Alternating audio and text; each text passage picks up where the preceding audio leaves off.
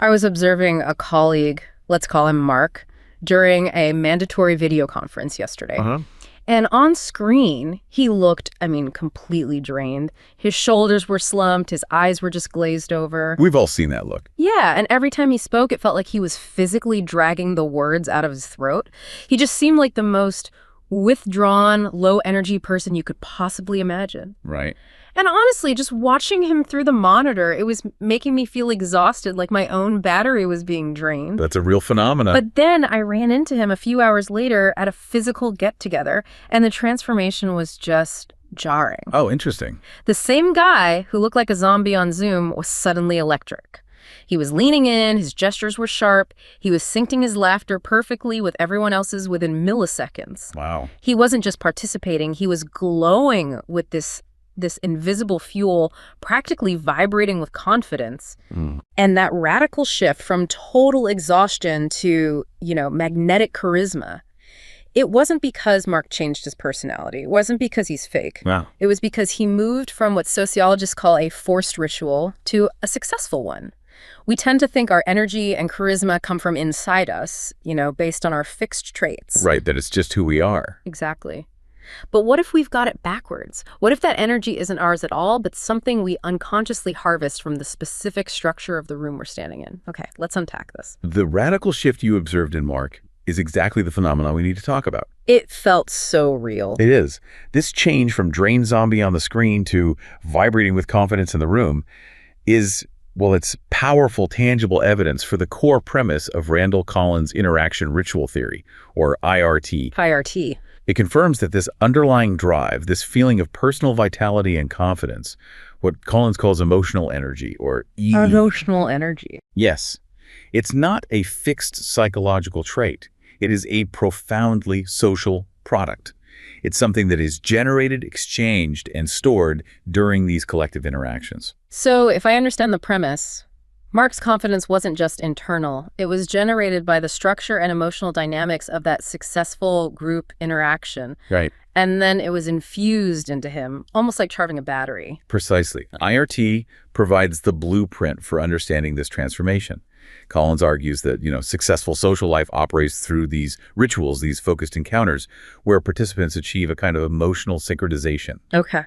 And the confidence you gain isn't an individual accomplishment, it's a collective subsidy. A collective subsidy. I like that. So the mission of this deep dive is to analyze the exact mechanisms of IRT, the ingredients that make a ritual work, and then to rigorously test how this theory holds up. Or doesn't. Or, critically, how it fails to apply when we try to transplant those rituals into modern digital environments where the essential element of bodily co-presence is often missing. We're basically asking, can the internet truly replace the sacred space? That's the question. So we have to start with the recipe. To understand how Mark went from, zero charge to 100% in that physical gathering, we need to know what ingredients Collins says are non-negotiable. Yes. It's a 4-part framework that has to be present to start the engine of what he calls collective effervescence. That's right. These 4 premises are like the chemical conditions required for a powerful, spontaneous reaction to occur. If any one of them is absent, or even just diluted, the ritual will fail to produce significant emotional energy. Okay, so let's detail the foundation, starting with the one that is, I guess, most under threat in the modern world. The first, and indeed the foundational premise for Collins, is group assembly, or bodily co-presence. Right, being there in person. Individuals have to be physically gathered in the same place. We cannot overstate why Collins thought this was so critical. It allows for direct, rapid, and unconscious physiological influence. What do you mean by unconscious influence? Well, when we're physically present, we don't just hear words. We sense breathing rates, subtle shifts in posture, pupil dilation, these tiny micro-expressions, even the subaudible rhythms of speech. Okay. This non-conscious transfer of information is just vital for establishing the deepest level of synchrony, or what he calls entrainment. Now, if I feel connected to a group chat, why does the physical body matter at that, neurological level? Isn't an emotional connection enough? Because the entrainment process starts at a speed that's faster than conscious thought. Faster. Okay. Think about it. When you laugh at a joke in a group, the synchrony of those laughs, the shared intake and expulsion of air, that often happens in intervals of less than 1/10 of a second. Wow. Your brain processes that deep shared rhythm. a rhythm that digital communication fundamentally cannot replicate without some really complex tech. Right. You lose that split-second timing. You lose it. Losing co-presence means losing the mechanism for this high-speed, non-conscious synchronization. And that's a massive challenge for digital communities. Okay, so we have the body's present. That's ingredient one. What's the next ingredient needed to create the container for this energy to build up? That is the requirement for barriers to outsiders, or a clear boundary. A boundary. A successful ritual needs a firm distinction between those who are participating and those who are not. This acts as a container, concentrating the emotional flow and ensuring the energy doesn't just dissipate into the general environment. Can you give us an example of how that boundary can manifest in different settings? Oh, it's extremely flexible. It can be physical, like the closed doors of a corporate boardroom or the security perimeter around a music festival. Sure. But often it's symbolic. Think of the specialized jargon used in a medical field that only experts understand. Right, the inside language. Or the private slang within a family. For a gaming guild, it's the application process. For a political movement, it could be the act of wearing a specific colored armband or engaging in a specific chant. I see. These symbolic barriers reinforce the distinction between us, the energized, and them, the outsiders. And that intensifies the emotional investment within the group. So we have the people gathered, and we have a defined boundary around them. Now we need to get everyone looking at the same thing. Exactly. The third premise is mutual focus of attention. Every participant has to direct their attention to a common object, a symbol, an activity, or a recognized leader. And it's not just looking, right? This is crucial. They must also be deeply aware that others are sharing that focus, and that this awareness is mutually communicated. It isn't just watching the same screen. It's the convergence of individual consciousnesses on a single point. Which sets the stage for a shared experience. A shared cognitive and emotional experience, yeah. And the final ingredient, the emotional starter fluid. Shared mood or emotion. There must be an initial emotional spark. This could be positive enthusiasm at a celebration, or negative, like shared grief at a tragedy, or righteous anger at an injustice. When this initial emotion combines with the other three premises, the system becomes highly unstable and just ready for massive intensification. Here's where it gets really interesting. Once those four premises are met, the process is, what? Self-sustaining. You mentioned a powerful feedback loop. How does the system escalate so quickly into that collective, explosive moment? The feedback loop is a tight, reinforcing circle. The mutual focus heightens the awareness of the shared mood, which in turn reinforces the focus. It feeds on itself. It does. As individuals feel the group's emotion intensify, they unconsciously heighten their own emotional signals. Louder cheering, more synchronized nodding, bigger gestures, which then feeds back into the group, making the experience even more intense. This rapid, mutually reinforcing escalation is what Durkheim called collective effervescence. That feeling of being swept up by a power larger than yourself. Exactly that. It's that moment where you look around and everyone else is feeling exactly what you are, but it's multiplied by 50. And the technical term for this building process, for getting physiologically synchronized. That is entrainment. We borrow that term from engineering and physics, describing how separate rhythmic systems, when placed close enough together, spontaneously begin to oscillate at the same frequency. Okay. In social IRT, entrainment is that non-conscious physiological synchronization. The coordinated speech, breathing, gesture, and movement. This is the physical manifestation of collective effervescence, and it generates immense heat, both literally and emotionally. So the deeper the entrainment, the higher the emotional output. You've got it. Okay, so the four premises are the inputs, collective effervescence is the heat engine running hot. What is the valuable harvest, the durable outputs that we take away and that sustain the social structure long after the ritual is over? Successful rituals produce four powerful, long-lasting outcomes that serve as the fundamental glue of social life and, critically, the fuel for individual action. Okay, what's the first one? First, the deep-seated result is group solidarity. This is a profound, internalized sense of shared identity and belonging, that deep we feeling. The shared emotional experience of entrainment binds the participants together on a non-rational, affective level. And second, the one that affects Mark the most. The generation of emotional energy, EE. This is not a short-term feeling. It is a persistent, positive, long-term state of confidence, elation, enthusiasm, and a sustained willingness to take action. This is the rechargeable battery. The battery. And number three. Third, The ritual consecrates specific group symbols or sacred objects. These are ideas, emblems, specialized jargon, inside jokes, even objects or places that become imbued with the ritual's emotional power. These symbols act as concentration points for the group's identity and energy, allowing members to recharge small amounts of EE just by engaging with them outside of the core ritual. That explains why revisiting an old shared meme with a coworker can instantly uplift my mood. It's a symbolic recharge. Exactly. Yeah. You are activating a sacred symbol imbued with past effervescence. Yeah. And finally, successful rituals establish moral standards. Morality. These are shared norms and values reflecting a sense of rightness in adhering to the group and defending its symbols. When these standards are violated, it generates righteous anger against the transgressor, which powerfully reinforces the group's internal coherence and boundaries. And that morality gives the group a persistent motivational structure. Act by EE, yes. Let's hone in on emotional energy EE, because that's the most personally relevant outcome, that confidence Mark gained. We need to clarify why sociologists see EE as something different from just fleeting happiness. It's much more foundational. It's a long-term resource. EE is the persistent state, the underlying social drive, or what many describe as the social battery. Think of it this way.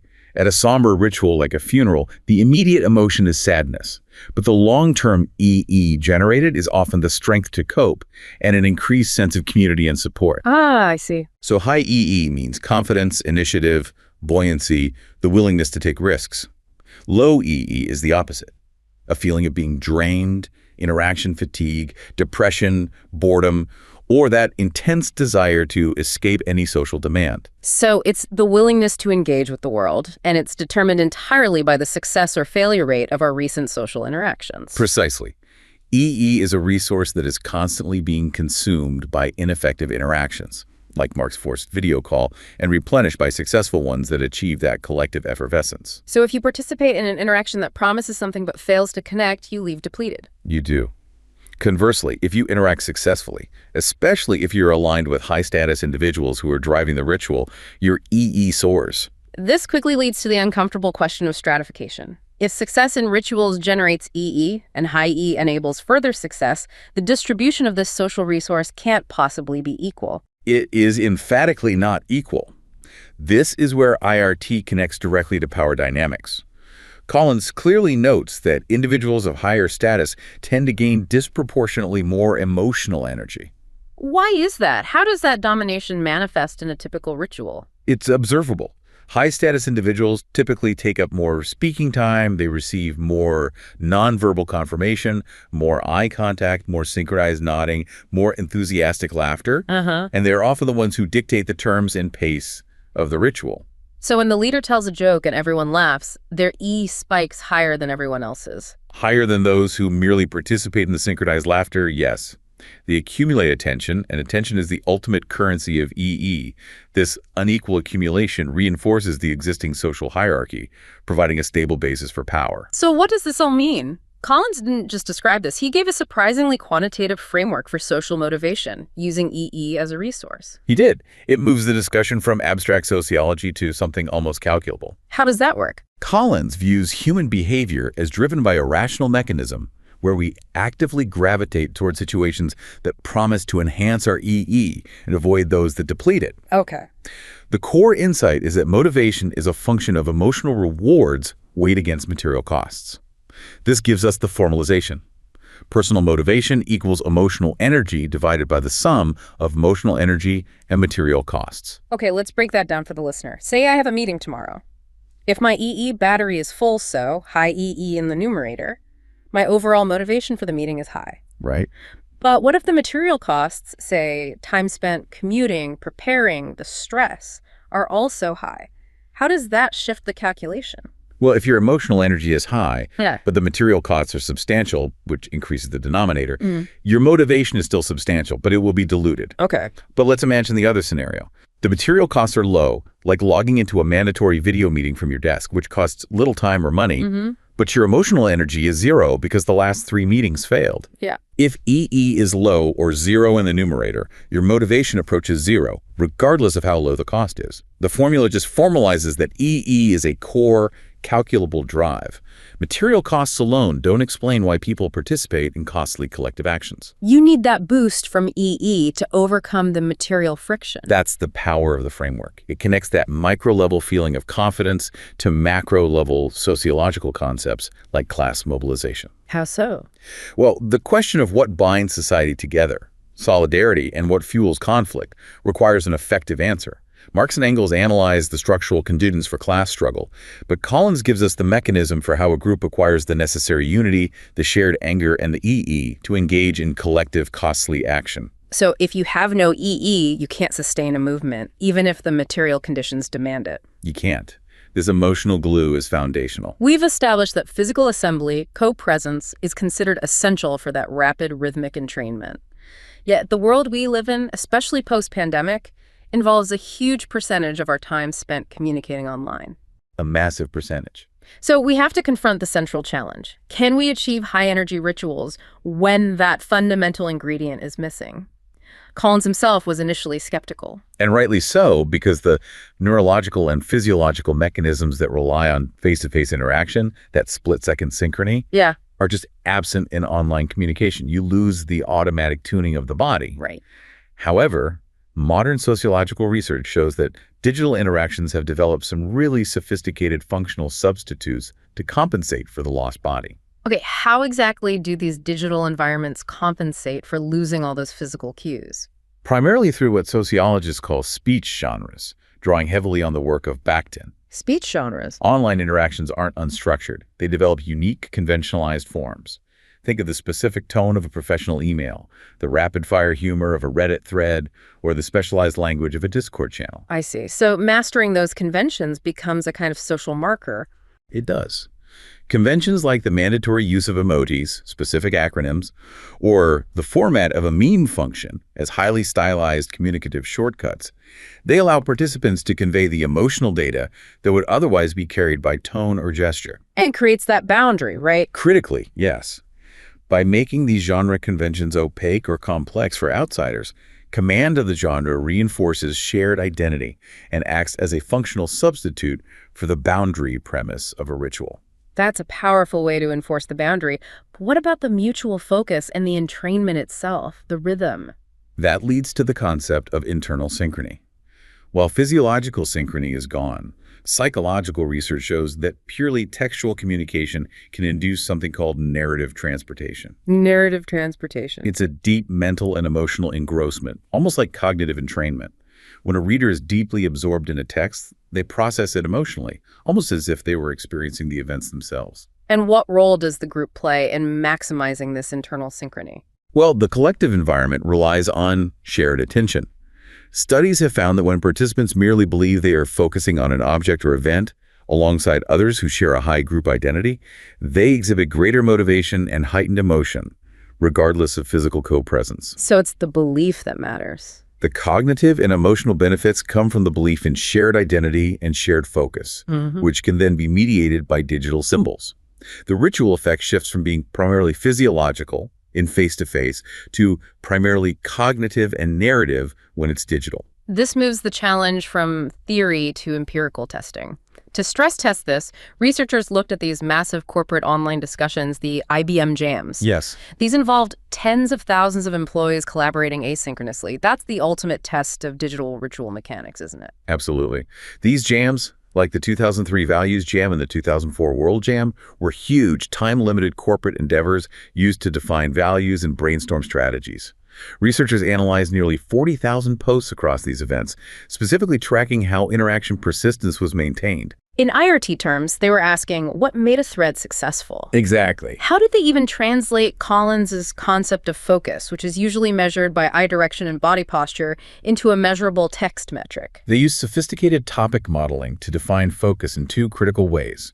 First, internal topical focus measured the cogency of a single post, how tightly the words were concentrated on a few topics. Okay. Second, and crucially, interpost topic focus, measured the thematic continuity with the parent post. So how related it was to the post it was replying to. Exactly. And if a post successfully maintained high internal focus and high continuity, it was statistically much more likely to receive another response, thereby ensuring the thread's ritual persistence. So focus, even when it's just digitized text, strongly predicted success. Strongly. That continuity is the evidence of mutual awareness. But let's tackle the biggest hurdle, rhythm and entrainment.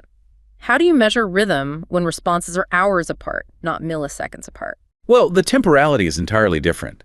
The median duration between a parent post and a response was around 80 to 100 minutes. We can't talk about microsynchrony. Right. Instead, the digital ritual establishes a much slower, genre-specific rhythm, a collective pulse that has to be maintained.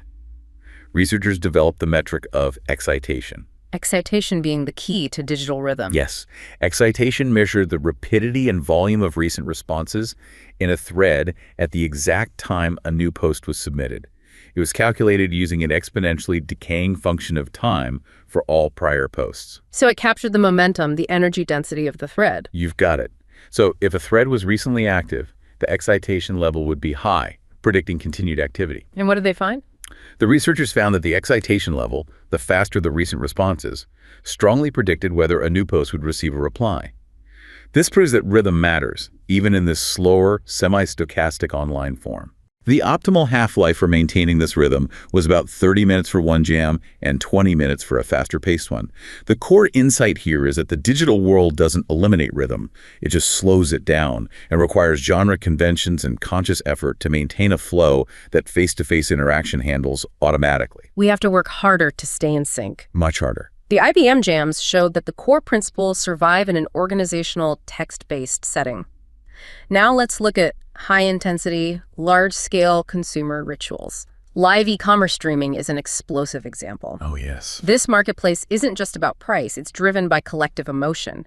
How does this platform replicate the conditions for massive emotional energy transfer and drive explosive sales? Live e-commerce, particularly on platforms like TikTok Live or Taobao Live, is a perfect laboratory for digital ritual success. It manages to fulfill all four premises in a highly controlled commercial setting, linking EE directly to immediate consumption. How do they establish the boundary in such a public platform? The live stream itself creates a closed scene. Once you enter the stream, you're focused on the anchor, and the commenting and buying mechanism immediately distinguishes you from the general public. This maximizes the aggregation and flow of EE within that virtual enclosure. And the high turnover of comments and sales data creates a feeling of momentum. Shared rapid momentum. And the anchor becomes the ritual leader. The spiritual leader, so to speak. Absolutely. The anchor maintains the mutual focus using very specific symbols. Uniform clothing, signature catchphrases, constant interactive gimmicks, or digital props. They dictate the pace and mood of the ritual. The anchor's job is not just selling, it's generating collective excitement. And the outcomes. How is group justice and morality generated in a sales environment, leading to impulse buying? This is the crucial mechanism. The system leverages high transparency to facilitate emotional sharing. Unlike offline sales, where you only trust the seller, the live system displays the collective activity of other consumers. You see the order records, the inventory going down. Visible order records, real-time inventory reduction, and open comment channels. This collective visibility just dispels the consumer's wariness about the merchant's profit motive. They don't just see a product, they see thousands of other people buying it right now. Which confirms the group's excitement and value judgment. It's a powerful emotional feedback loop. The more people buy, the more legitimacy the group's excitement has, which increases the EE and encourages more buying. So that's the group excitement effect. Precisely. This mutual excitement and the atmosphere of perceived group justice, everyone is seeing the same deal, everyone is participating equally, results in a significant effect. This translates directly into explosive impulse buying because users are placing orders in a highly energized, moralized, and synchronized state. Wow. Research shows that this ritual element, the aggregated emotional sharing, is significantly more impactful on purchasing desire in these environments than traditional advertising. Now let's shift to the qualitative side. Smaller scale groups forging deep, enduring bonds without ever meeting, like online video game communities. What did the studies of World of Warcraft guilds or Minecraft servers reveal about IRT? These groups demonstrated that the full IRT framework applies, generating high solidarity despite the total lack of face-to-face contact. So all the premises were there. All of them, and strongly. Boundaries were enforced rigidly through application forms or high-skill membership requirements. Collective focus was intense during high-stakes raids or elaborate collaborative building projects, and all the ritual outcomes were reported. Talk specifically about the experience of emotional energy in this context. How did players report feeling EA? EI was consistently felt as a powerful sense of accomplishment, competence, and elation. But crucially, it was dramatically heightened when shared. Ah, the shared part is key. Participants noted a stark difference between playing solo, where getting a rare item was just satisfying, versus playing with the group, where getting the same item created intense collective joy. Like it was a win for everyone. Exactly. One study participant described watching a friend finally get a long-sought mount, saying, "I wasn't even the one getting it, but the yelling and excitement and discord made it feel like I had won the lottery." That collective joy reinforces the symbolic sacred object, the rare mount, and the solidarity of the group. It explains why the social aspect keeps people playing for years. It's the social engine. And this is where we address the final challenge. Did the lack of face-to-face contact matter? Right. Participants universally found their online interactions satisfactory and meaningful. They created successful rituals. However, for those who did eventually meet their online friends in person, the face-to-face meeting was always described as a relationship milestone. A milestone. It secured the relationship's longevity, dramatically increased trust, and elevated the emotional intensity. It often allowed for complex, sustained communication that's difficult to maintain just through text or voice. So co-presence isn't necessary for the ritual to succeed, but it acts as a powerful amplifier for intensity and trust, especially in elevating existing digital bonds. Exactly. Think of the difference between an online meeting and a live performance.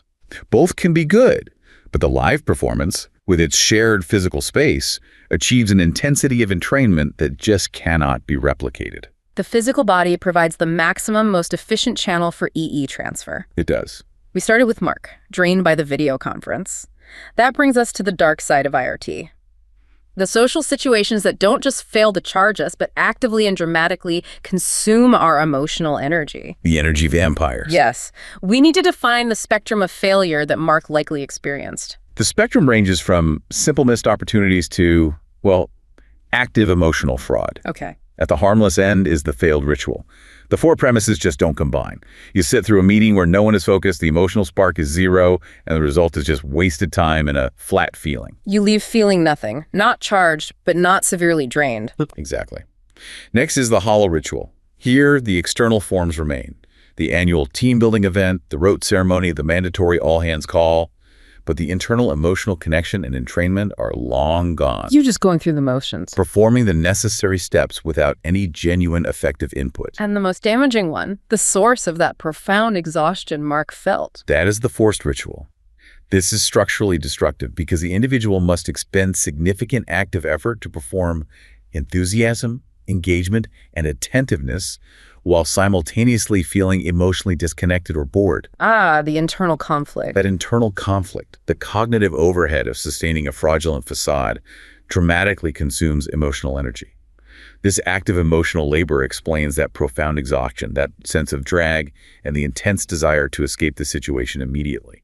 This perfectly defines the problem of digital fatigue when viewed through the lens of IRT. Video meetings, especially mandatory large-scale ones, are so often forced rituals. They inherently impose massive cognitive overhead.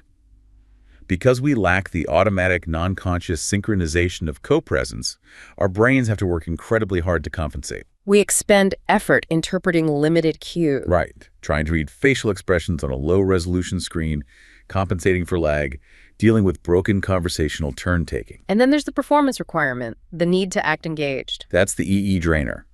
Since the nonverbal signs of attention, like shifting your weight or leaning in slightly, are lost, we have to deliberately perform attentiveness. Exaggerated nodding, staring at the camera. Maintaining unnatural eye contact with the camera, keeping hands visibly present to show we aren't multitasking, and constantly checking our own image to manage our appearance and reaction. Ugh, that's exhausting just to think about. The sustained, self-monitored performative effort is the energy cost that depletes the EE battery so quickly, turning what should be a low-cost interaction into a high-cost emotional performance. This issue of performance leads directly to a critical danger for organizations trying to manage remote culture, the data illusion. This is the story of trying to quantify culture using data from these very meetings. It's the ultimate warning about confusing activity with solidarity. Researchers attempting to quantify culture or engagement often rely on sentiment analysis of text during video conferences, Okay. based purely on textual metrics. The number of positive chat comments, the frequency of enthusiastic emojis, the speed of responses. A meeting might appear to be highly successful and generate strong solidarity. So the manager sees the fast-scrolling chat and thinks, wow, great engagement, high E. Exactly. Yet, when they introduced interdisciplinary methodologies, specifically psychophysiological measures like heart rate variability and skin conductance. A measure of stress. Yes, the reality was contradictory. The biological data from volunteer participant smartwatches revealed high stress levels, often associated with fight-or-flight responses, and flatlining metrics for genuine engagement, even when the text was overwhelmingly positive. So the employees were enacting a performance, a successful communication signal, while their bodies were registering the activity as stressful emotional labor. Precisely. They were trapped in a forced ritual. The positive chat comments measured the signals of the ritual, but completely failed to capture the absence of genuine emotional transfer, or the actual emotional cost of the effort. The group solidarity was, therefore, a data illusion. A complete illusion. That is a fundamental challenge for any organization trying to analyze their social health. If the internal metrics are based on textual performance, organizations risk creating systems built on measuring lies, incentivizing performance over genuine connection. The core danger is confusing high activity, a fast-scrolling chat box, a high volume of positive posts, with true, sustained solidarity and EE replenishment. Right. True connection is a subjectively felt experience, a physiological and cognitive synchrony that our current methods of digital data capture often struggle to grasp, especially when participants know they're being monitored. And this has long-term implications for education, for politics. It does. Diminished co-presence might inhibit the formation of deep, shared, sacred symbols and truly robust collective EE that's necessary for long-term cohesion and resilience. Ultimately, the question becomes, how do we design our platforms and interactions to innovate, to simulate co-presence and achieve genuine synchrony, rather than simply measuring a stressful performance? That's where the focus has to be. The current research suggests this focus on platform design is where future efforts must concentrate to reverse this trend of EE depletion. This deep dive into interaction ritual theory forces us to fundamentally rethink the source of our personal drive and confidence. The buoyancy, the enthusiasm, that focus you feel, that high emotional energy, it's not just some immutable internal trait, it's the measurable long-term harvest of successful social synchronization.